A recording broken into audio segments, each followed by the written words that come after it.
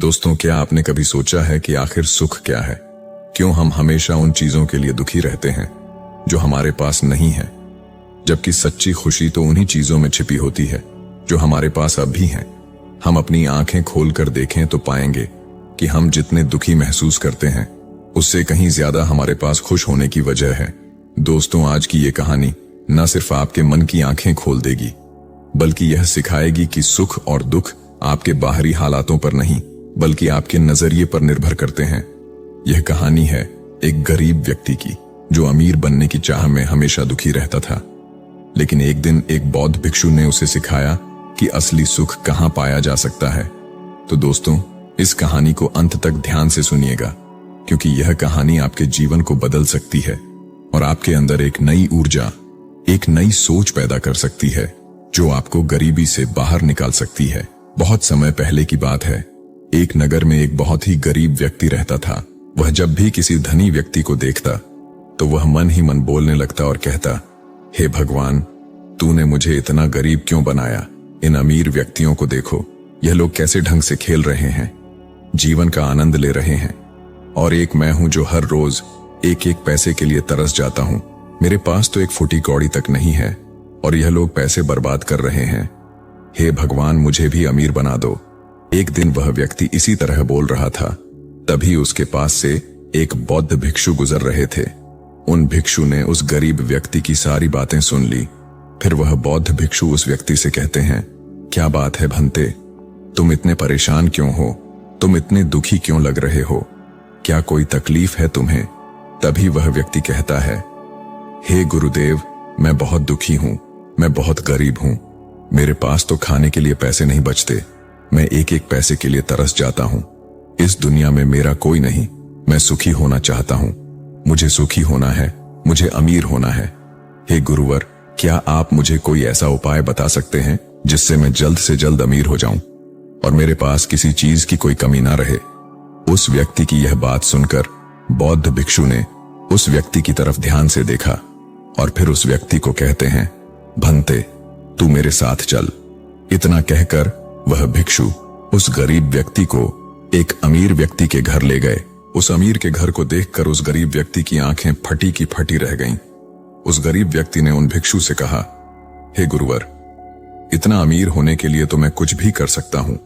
यदि मेरे पास इतने पैसे हो तब तो क्या ही बात है, इस घर में तो कितना आनंद आता होगा। तभी वह भिक्षु मुस्कुराने लगे और उस गरीब व्यक्ति से कहते हैं, इसलिए तो मैं तुम्हें यहां पर लाया हूं। इतना कहते हुए भिक्षु उस व्यक्ति को उस घर के मालिक के पास ले जाते हैं और उस अमीर व्यक्ति से कहते हैं, तुम्हारे पास तो इतनी धन दौलत है, इतना आलीशान घर और सारे ऐशो आराम है, क्या तुम सुखी हो? तभी वह व्यक्ति जरा सा मायूस होकर उन बौद्ध भिक्षु से कहता है, हे गुरुवर, कैसा सुख? केवल धन दौलत होने से सुख तो नहीं आ जाता। मैं तो जन्म से ही अंधा हूं और एक अंधे के जीवन में सुख कैसे हो सकता है? सुखी तो वे लोग हैं जिनके पास आंखें हैं, जो लोग इस संसार को देख पा रहे हैं, इसकी खूबसूरती को आंख भर के निहार पा रहे हैं। हे गुरुवर, मैं तो बस इतना ही चाहता हूं कि केवल मुझे कुछ पलों के लिए ही सही, लेकिन इस संसार को देखने का अवसर प्राप्त हो। मैं कम से कम एक बार अपने माता पिता, अपने रिश्तेदारों को देख सकूं, और इसके लिए चाहे मुझसे मेरी कोई पूरी दौलत ही क्यों ना ले ले, मैं देने के लिए तैयार हूं। मैं इतना दुखी हूं जितना दुखी और कोई नहीं हो सकता। हे ईश्वर, आपने मुझे अंधा क्यों बनाया? तभी उन बौद्ध भिक्षु ने उस गरीब व्यक्ति की ओर इशारा करते हुए कहा, तुम्हारे पास एक बहुत बड़ा अवसर है। यदि तुम चाहो तो केवल अपनी आंखें देकर तुम इस व्यक्ति की धन दौलत ले सकते हो और उसके बाद तुम भी अमीर बन जाओगे, तुम भी सुखी हो जाओगे, तुम्हें तुम्हारा सुख मिल जाएगा और इस अंधे व्यक्ति को उसका सुख प्राप्त हो जाएगा। तभी वह गरीब व्यक्ति कहता है, नहीं नहीं गुरुवर, आप यह क्या कह रहे हैं? बिना आंखों के मैं अमीर होकर क्या करूंगा? नहीं गुरुवर, मैं अपनी आंखें नहीं दूंगा। तभी वह बौद्ध भिक्षु उस गरीब व्यक्ति से कहते हैं, एक बार फिर से सोच लो, इतना अच्छा अवसर तुम्हें दोबारा नहीं मिल पाएगा। तभी वह गरीब व्यक्ति कहता है, यदि आपके पास कोई और मार्ग हो तो बताइए, अन्यथा मैं अपने घर चलता हूं। तभी वह भिक्षु उस व्यक्ति से कहते हैं, ठीक है, ठीक है, यदि तुम अपनी आंखें नहीं देना चाहते तो कोई बात नहीं, हम कोई और रास्ता निकाल लेते हैं। तभी वह बौद्ध भिक्षु उस व्यक्ति का हाथ पकड़कर उसे एक और धनी व्यक्ति के घर ले जाते हैं। इस धनी व्यक्ति का घर पहले वाले धनी व्यक्ति से और भी ज्यादा विशाल था। यह देखकर वह गरीब व्यक्ति कहता है, अरे अरे, इतना आलीशान घर मैंने आज तक नहीं देखा था। तभी वह बौद्ध भिक्षु उस गरीब व्यक्ति को उस धनी व्यक्ति के पास ले जाते हैं और उस धनी व्यक्ति से कहते हैं, आप तो बहुत सुखी होंगे, आपके पास इतना आलीशान घर है, इतनी धन दौलत है, सारे ऐसो आराम हैं, आपको तो किसी चीज की कोई कमी नहीं, आप अवश्य ही बहुत सुखी होंगे। तभी वह धनी व्यक्ति मायूस होकर उन बौद्ध भिक्षु से कहता है, आप यह कैसी बातें कर रहे हैं? आप तो जानते हैं कि मेरे दोनों हाथ काम नहीं करते, मैं अपाहिज हूं। यह जो इतनी धन दौलत आप देख रहे हैं, इन्हें देकर भी मैं अपने हाथ वापस नहीं ला सकता, तो ऐसे में यह धन दौलत मेरे किस काम की?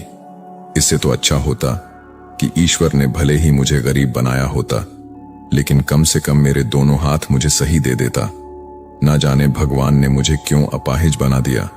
जितना दुखी मैं हूं, उतना दुखी और कोई नहीं होगा। तभी एक बार फिर उन बौद्ध भिक्षु ने उस गरीब व्यक्ति की ओर इशारा करते हुए कहा, तुम्हारे पास एक और मौका है। यदि तुम चाहो तो अपने दोनों हाथ देकर इस अमीर व्यक्ति की सारी धन दौलत ले सकते हो। क्या कहते हो? क्या तुम तैयार हो?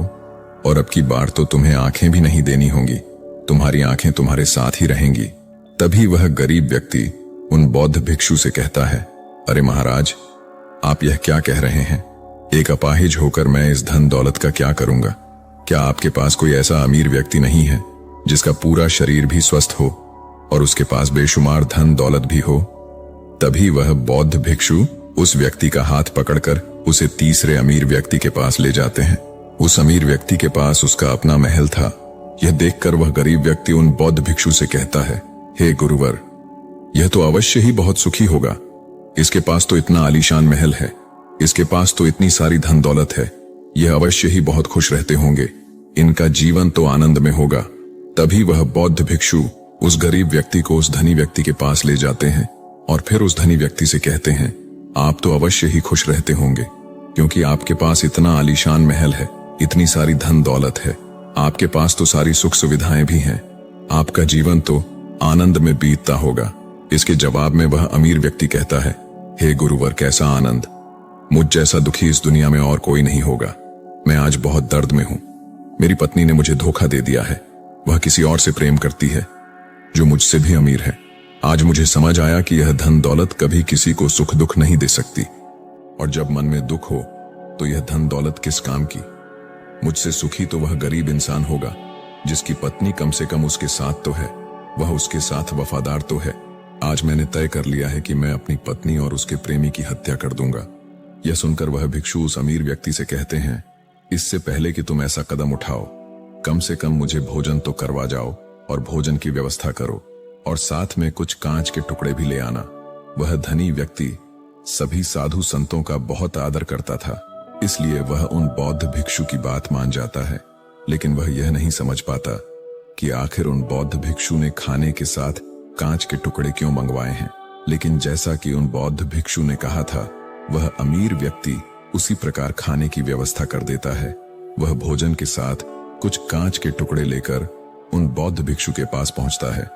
तभी वह बौद्ध भिक्षु, वह गरीब व्यक्ति और वह धनी व्यक्ति तीनों एक साथ भोजन करने बैठते हैं, और उसी समय बौद्ध भिक्षु कुछ कांच के टुकड़े उठाकर उस अमीर व्यक्ति के भोजन में मिला देते हैं और उससे कहते हैं, लो अब तुम इसे खा सकते हो। वह अमीर व्यक्ति अचंभित हो गया और उन बौद्ध भिक्षु से कहता है, हे गुरुवर, आप यह क्या कह रहे हैं? इस खाने में तो कांच के टुकड़े आपने मिलाए हैं, इस भोजन को मैं कैसे खा सकता हूं? यदि यह भोजन मैं करूंगा तो इससे मुझे बहुत तकलीफ होगी और हो सकता है कि मेरी मृत्यु भी हो जाए।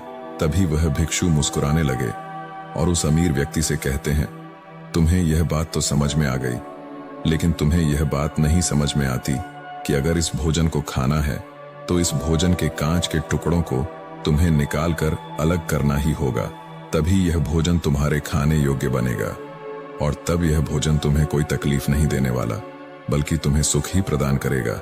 इस पर वह अमीर व्यक्ति अचरज में उन बौद्ध भिक्षु से कहता है, हे गुरुवर, आखिर आप क्या कहना चाहते हैं? तभी वह बौद्ध भिक्षु उस अमीर व्यक्ति से कहते हैं, ऐसे लोग जो कांच के टुकड़े के समान हैं, यदि तुम उनके साथ चिपके रहोगे तो तुम्हें दर्द तो अवश्य ही होगा। जिस प्रकार यह कांच का टुकड़ा मिला हुआ भोजन तुम्हें दर्द प्रदान करेगा, इसीलिए इसका समाधान तो यही है कि तुम इन कांच के टुकड़ों को भोजन से अलग कर दो और जो है उस पर ध्यान दो, अर्थात कि तुम उन लोगों को भूल जाओ जो तुम्हारे जीवन में नहीं है और उन लोगों पर ध्यान दो जो इस समय तुम्हारे साथ हैं। जैसे कि तुम्हारी पुत्री, वह भी तो तुम्हारे प्यार की भूखी है। क्या तुम्हारा यह कर्तव्य नहीं है कि तुम उसका ख्याल रखो, उसकी परवरिश करो? आगे भिक्षु उस अमीर व्यक्ति से कहते हैं, सुख तो तुम्हारे पास ही है, बस इन कांच के टुकड़ों को अर्थात अपनी पत्नी और उसके प्रेमी की हत्या करने का यह विचार अपने मन से निकाल दो। यह कांच के टुकड़ों से मिला हुआ भोजन के समान ही होगा और इसका परिणाम भी बहुत भयानक होगा। वह भिक्षु इतना कहकर शांत हो गए और उस अमीर व्यक्ति को भी उन भिक्षु की बात समझ में आ गई। उन्होंने तुरंत ही उन बौद्ध भिक्षु के चरण छुए और वह अमीर व्यक्ति कहने लगा, हे गुरुवर, आपने मुझे पाप करने से बचा लिया है, मैं आपका बहुत बहुत आभारी हूँ। उसके बाद वह भिक्षु उस गरीब व्यक्ति को लेकर आगे की ओर निकल जाते हैं। तभी रास्ते में वह गरीब व्यक्ति उन भिक्षु से कहता है, हे गुरुवर, क्या इस दुनिया में ऐसा कोई नहीं है जो सुखी हो? तब वह भिक्षु उस गरीब व्यक्ति से कहते हैं, भंते, आखिर तुम सुखी क्यों नहीं हो? इस पर वह गरीब व्यक्ति कुछ देर के लिए सोच विचार करता है, लेकिन उसके पास कोई जवाब नहीं होता। तभी वह बौद्ध भिक्षु उस गरीब व्यक्ति से कहते हैं, क्योंकि तुम्हें वह चाहिए जो तुम्हारे पास नहीं है। तुम्हारे पास धन नहीं है और तुम्हें धन चाहिए। अमीर होना चाहते हो, तुम्हें लगता है कि वह तुम्हें सुख देगा, लेकिन तुम इस वास्तविकता को भी भूल रहे हो कि बाद में तुम्हें दुख भी वही देगा। जैसे कि जब हम पहले एक अमीर व्यक्ति के पास पहुंचे थे तो उसके पास आंखें नहीं थीं। उसके पास जो नहीं था वह उसके लिए बिलख रहा था, जबकि उसके पास तो बेशुमार धन दौलत थी और उसका पूरा शरीर भी पूरी तरह से स्वस्थ था, लेकिन उसका ध्यान उस पर नहीं था। वह उसे छोड़कर उन चीजों के पीछे भाग रहा था जो उसके पास नहीं थी। इसी तरह से दूसरे अमीर व्यक्ति के पास आंखें थी, धन दौलत भी थी, लेकिन हाथ नहीं थे। इसी प्रकार जो चीज उसके पास थी वह उसका आनंद नहीं ले रहा था, बल्कि वह तो इस दुख में था कि उसके पास उसके हाथ नहीं है। और ठीक इसी प्रकार से तीसरा अमीर व्यक्ति भी दुखी था, क्योंकि उसके पास तो धन दौलत भी थी, ऐशो आराम भी था और उसके पास तो उसका पूरा शरीर भी था। वह पूरी तरह से स्वस्थ और तंदुरुस्त भी था, लेकिन फिर भी वह दर्द में था, क्योंकि उसे उसकी पत्नी ने धोखा दे दिया था, जो उसकी कभी हो ही नहीं सकती थी। जो स्त्री केवल धन के लिए किसी और के साथ भाग जाए, वह उसका साथ कभी दे सकती थी? नहीं। लेकिन उस अमीर व्यक्ति के पास जो था, अर्थात उसकी पुत्री, वह उसके बारे में सोच ही नहीं रहा था। आगे वह भिक्षु उस गरीब व्यक्ति से कहते हैं, अमीर गरीब होने से दुख और सुख का कोई मतलब नहीं होता। अमीर हो या गरीब, हमारे दुखी होने का एकमात्र कारण यही होता है कि हम हमेशा उन चीजों के पीछे भागते रहते हैं जो हमारे पास है ही नहीं, और जो वर्तमान में हमारे पास है हम उस पर ध्यान ही नहीं देते और ना ही उसका आनंद ले पाते हैं। हम तो केवल भविष्य में घूमते रहते हैं, भूतकाल में अटके रह जाते हैं, और यह सारी गलतियां हम वर्तमान की जमीन पर करते हैं। और यही कारण है कि तुम कभी आनंदित हो ही नहीं पाते, तुम कभी खुश नहीं रह पाते, क्योंकि जो आनंद का समय है, अर्थात वर्तमान का समय, वह तो यूं ही नष्ट हो जाता है। तभी आगे वह भिक्षु उस गरीब व्यक्ति की ओर इशारा करते हुए कहते हैं, भंते, तुम मुझे यह बताओ, क्या तुम्हारे पास उन तीनों अमीर व्यक्तियों के दुखों में से कोई एक भी दुख है? तभी वह गरीब व्यक्ति सोच विचार कर उन भिक्षु से कहता है, नहीं गुरुवर, मेरे पास उन अमीर व्यक्तियों के दुख में से कोई भी दुख नहीं है। इस पर भिक्षु उस गरीब व्यक्ति से कहते हैं, तो फिर तुम दुखी क्यों हो?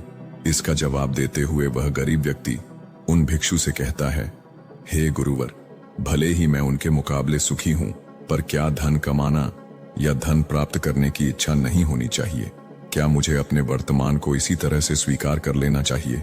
क्या मुझे हमेशा इसी तरह से गरीब रहना चाहिए? तभी बौद्ध भिक्षु मुस्कुराते हुए उस गरीब व्यक्ति से कहते हैं, वर्तमान में वर्तमान क्षण का आनंद लो, वर्तमान में ही ऐसे कर्म करो जिससे तुम्हारा भविष्य सुधर सके, लेकिन ऐसी चीजों के पीछे व्यर्थ समय ना गंवाओ जो तुम्हारे पास आज नहीं है। जो तुम्हारे पास आज है उसका आनंद लो, और जो तुम पाना चाहते हो उसके लिए केवल कर्म करो, और उस कर्म का फल तुम्हें भविष्य में मिलेगा, यानी इसकी चिंता भी मत करना, क्योंकि यदि तुम इसकी चिंता में रहोगे तो कभी सुखी नहीं रह पाओगे। भले ही हालात कितने भी बुरे क्यों ना हो, केवल अपने आज पर ध्यान दो और अपने कर्म मन लगाकर करो। इतना कहकर वह भिक्षु शांत हो गए और गरीब व्यक्ति को भी उन बौद्ध भिक्षु की बात अच्छी तरह से समझ में आ चुकी थी। वह यह समझ चुका था कि अब से उसे अपने वर्तमान पर ध्यान देना है, उसे अपने वर्तमान को सुधारना है। उसके बाद उस गरीब व्यक्ति ने उन बौद्ध भिक्षु को प्रणाम किया और वापस अपने घर लौट गया। अब से वह गरीब व्यक्ति यह सोचकर हमेशा खुश रहने लगा कि कम से कम वह उन 3 अमीर व्यक्तियों से अधिक खुश है। उसके पास अधिक खुशियों की वजह है। हाँ, यह बात और है कि उसके पास धन नहीं है, लेकिन उसके पास ऐसी चीजें हैं जो धन से कहीं ज्यादा कीमती हैं, और वह है उसका पूरा शरीर जो पूरी तरह से स्वस्थ है। तो दोस्तों, उम्मीद करते हैं कि आपको इस वीडियो से जरूर बहुत कुछ सीखने को मिला होगा। तो इसे लाइक करें, शेयर करें और चैनल पर नए हैं तो हमारे चैनल को सब्सक्राइब करें ताकि आप ऐसी ही और भी उपयोगी जानकारी प्राप्त कर सकें। और कमेंट बॉक्स में नमो बुद्धाय जरूर लिखें। और वीडियो के अंत तक बने रहने के लिए आपका बहुत बहुत धन्यवाद।